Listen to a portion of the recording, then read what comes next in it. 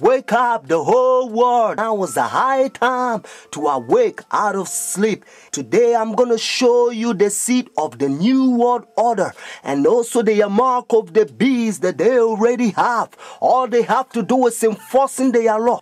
The whole thing is tied with religion. That's why Revelation chapter 13 verse 17, the Bible says no one can buy or sell. Notice. It's a great honor for me. Thank you so much. Friends, I'm going to give you a little history and then I will tell you the power behind the scene, the New World Order. Constantine was the one who united the church and stayed together. Notice, during Dark Ages, pagan Rome, when he marched them to Tiber River, they said they was baptized. So when they came to the church, they was idol statue worshippers. So when they brought their statues in Roman Catholic Church, they start naming them Christian name, Jupiter and all this thing. They call them Peter and Rosary and all this paganism that they brought to Roman Catholic Church. And some of the Christians they don't like, so they protest against. That's why they call them Protestants or Protestant. So they set up their Jesuit order during 1500. The reason they set their Jesuit order is to destroy the Christians that they protest against their paganism. They also infiltrate the state to control the whole world. The Jesuits, they created Masons, and now they got Skull and Bones, the Illuminatis, all them secret societies, friends. They control the whole world. And what is Obama and all them powers, they all belong to secret societies. I love everybody. I don't have a choice if I want to go to heaven, but I got to tell you the truth because the whole thing is tied with Bible. The church and state is going to unite in the last days and they will bring the mark of the beast that the Bible says. So notice. You came from the conference Heiligendamm. I did, your old country. Yes. And it was successful. Successful? You have some decisions. It's not so easy with wars. The Iraq War has been another foreign policy challenge, beginning with John Paul's papacy. Other foreign policy priorities for Benedict include pushing for peace in the Holy Land and decrying rising secularism in Europe. He's also been quietly working to establish relations, something that was not possible during the last papacy, largely because of John Paul's role in the fall of communism in Poland.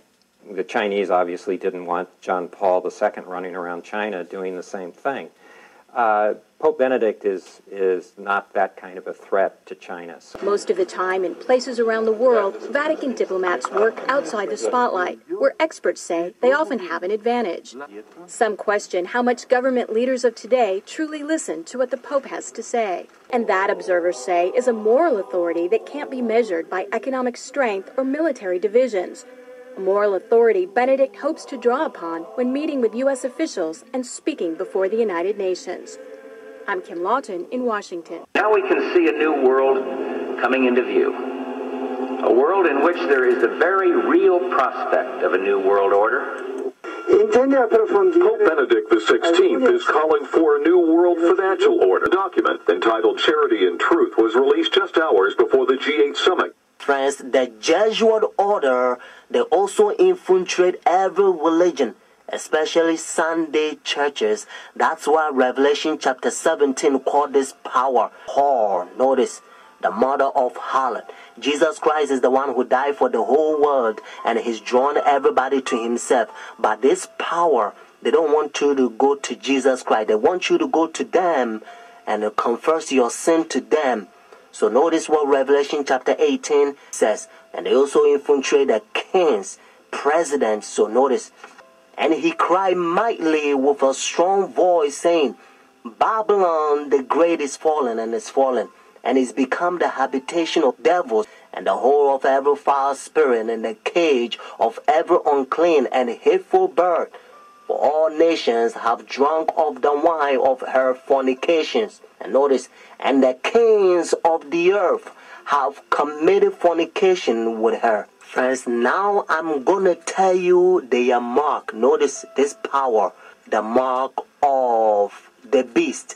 Because notice, if the Bible says the mark of the beast, means this power has a mark.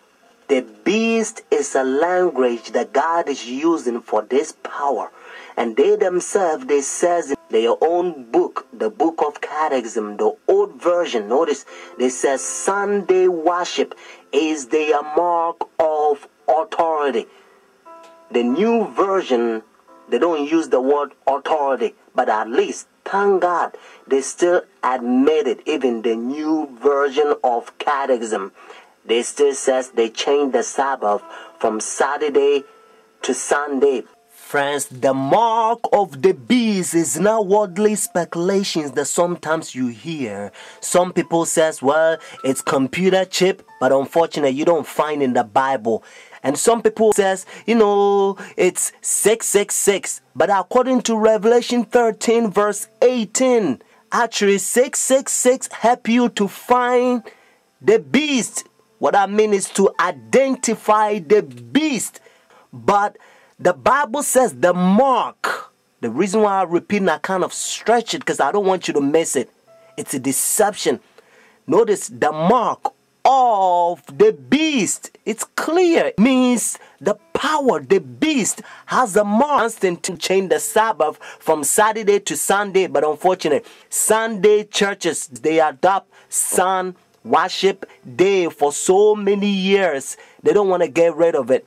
But actually, it's a pagan sun worship day, Sunday worship. Look, even the spellings, you'll find out. Matter of fact, if you look at your calendar, Sunday is always begin as the first day of the week. Unfortunately, they will skip, and some people, they don't know, they will count Monday as the first day of the week. Because according to Revelation chapter 12, verse 9, the devil will deceive the whole world. So it's a deception. So a lot of people, the devil, he's in the process blinding the people, including the Christendom. Friends, if you go to church Sunday, notice the first day church, now you don't have the mark of the beast according to Revelation 14 and 13 unless the law is enforced. That's why now you hear different country, they try to forcing the people to not sell or do anything on Sunday because they try to enforce the law. But according to Bible, notice United States is the one who's going to cause the whole world to worship the beast. Their sun worship day means Sunday worship according to Revelation 13. So whenever United States enforce the law, then every country also going to enforce because they control the whole world. Every president on the Roman Catholic Church. Friends, Saturday is always the Sabbath, the seventh day of the week. Notice, and again, it's always Saturday. And that's why the Bible says the seventh day is the Sabbath. Jewish nation, even though I'm not Jewish, they still keep the Sabbath Saturday. And also encyclopedia, you will find it even different language. If you speak Spanish, Sábado means Saturday. You can also find in the Bible, according to Genesis chapter 2, verse 2 to 3, you're going to find out that God created heaven and the earth 6 days, and the seventh day he rested, and that seventh day, it's Saturday. And then Jesus Christ, remember, when Adam and Eve, they sinned, Jesus Christ came to redeem our soul, and he finished his work 6 days, Friday afternoon. Remember, that's why they call it Easter Friday or Good Friday. It says it is finished Friday, and then he rested Saturday, just like he rested Genesis chapter 2, verses 1 to 3. And Sunday, the early day in the morning, you will find in the book of Luke chapter 24, verses 1 to 3. You will also find in Luke chapter 23, verses 50 to 56. The seventh day is always Saturday until Constantine 321. He changed it from Saturday to his own pagan sun creation worship day. The devil behind the scene. You are about to see the power. God is going to fill us with his outpouring just like he did it for the first century, the Apostle Church. And then we're going to go forward and preach the loud cry. The third angel's message. We're going to protest against their pagan sun Worship day means their Sunday worship. And then Jesus Christ will come, just like Bible says, if the day is not short, no flesh will be saved. But for the elect's sake, means those who take a stand, the day will be shortened. Friends, this is a beautiful time in history because we only want